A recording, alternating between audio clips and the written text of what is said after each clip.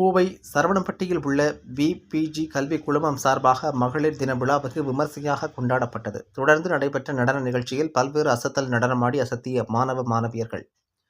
உலகம் முழுவதும் மார்ச் 8ஆம் தேதி மகளிர் தினம் கொண்டாடப்படுவது வழக்கம். அந்த வகையில் கோவை சரவணம்பட்டியில் செயல்பட்டு வரும் விபிஜி கல்விக் குழுமத்தில் பெண்கள் தினம் கொண்டாட்டம் மிக சிறப்பாக நடைபெற்றது. விழாவில் விபிஜி கல்வி குழுமத்தின் தலைவர் மருத்துவர் எல்.பி. தங்கவேலு தலைமை தாங்கி சிறப்புரையாற்றினார். அப்போது பேசிய அவர், தற்பொழுது அனைத்து துறைகளிலும் பெண்கள் சாதனைகள் புரிந்து வருவதாக கூறியவர், பிபிஜி கல்வி குழுமம் பெண் கல்வியை ஊக்குவிக்கும் விதமாக செயல்பட்டு வருவதாக அவர் கூறினார்.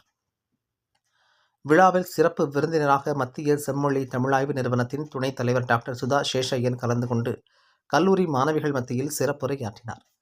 இதில் பெண் கல்விக்காகவும் பெண்களின் சமூக மாற்றத்திற்காகவும் குரல் எழுப்பியவர் பாரதியார் என குறிப்பிட்டு பேசிய அவர், ஒரு செயலை செய்வதிலும் சாதனை படைப்பதிலும் ஆண்களுக்கு நிகராக பெண்களும் இருக்கின்றார்கள் என தெரிவித்தார்.